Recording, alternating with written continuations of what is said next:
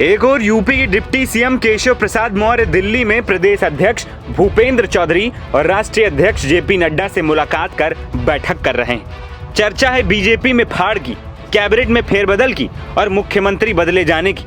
लेकिन दूसरी ओर सूबे के मुखिया योगी आदित्यनाथ इन सब दावों से परे विधानसभा उपचुनाव की ताबड़तोड़ तैयारियों में लगे हैं, जिसके लिए मुख्यमंत्री आवास पर कैबिनेट की बैठक बुलाई गई और सभी मंत्रियों को विधानसभा उपचुनाव की जिम्मेदारियां बांटी गई। इस दौरान ये भी चर्चा हुई कि लोकसभा चुनाव के परिणाम के बाद कैसे उपचुनाव में वापसी करनी, जिसके मद्देनजर सीएम योगी ने सभी 10 सीटों के लिए 16 मंत्रियों को जिम्मेदारी भी सौंप दी है। यूपी में लोकसभा चुनाव के नतीजे बीजेपी की अपेक्षा अनुसार नहीं रहे। इसी महीने 7 राज्यों की 13 सीटों पर उपचुनाव भी हुए, जिसके नतीजे बीजेपी की और टेंशन बढ़ा रहे हैं। ऐसे में बीजेपी और मुख्यमंत्री योगी आदित्यनाथ ने उपचुनाव की तैयारियों में कोई कोर कसर नहीं छोड़ना चाह रहे हैं। उत्तर प्रदेश की जिन 10 सीटों पर उपचुनाव होना है, उनमें से 5 सीटें समाजवादी पार्टी के कब्जे में थी। बाकी की 5 सीटें बीजेपी और उसके सहयोगी दलों के पास थी, यानी मुकाबला टक्कर का होना चाहिए। लेकिन लोकसभा चुनाव के बाद समीकरण अब बदल चुके हैं। यूपी में बीजेपी की न केवल सीटें घटी हैं, बल्कि वोट शेयर भी गिरकर 41% पर आ गया है। यही नहीं, इस बार के चुनाव में SC/ST वोटर और OBC भी बीजेपी से बिखर गए, जिसके बाद ये माना जा सकता है कि उपचुनाव में भी बीजेपी की मुश्किलें आसान नहीं रहने वाली।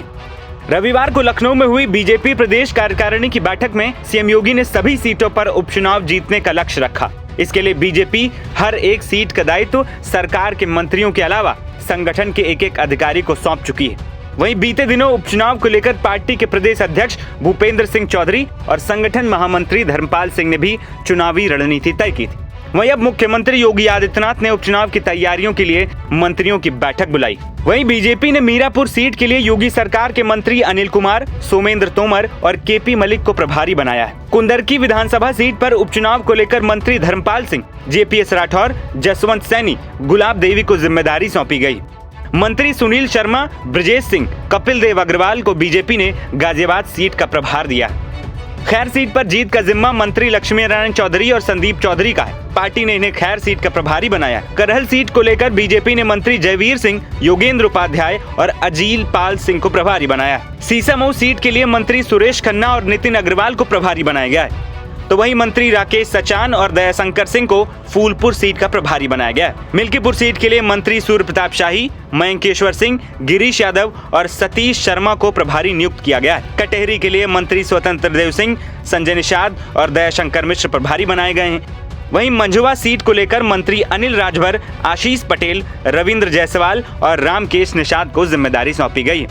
वहीं आने वाले चुनाव में बीजेपी की परीक्षा होनी, सामने मजबूत होती समाजवादी पार्टी है।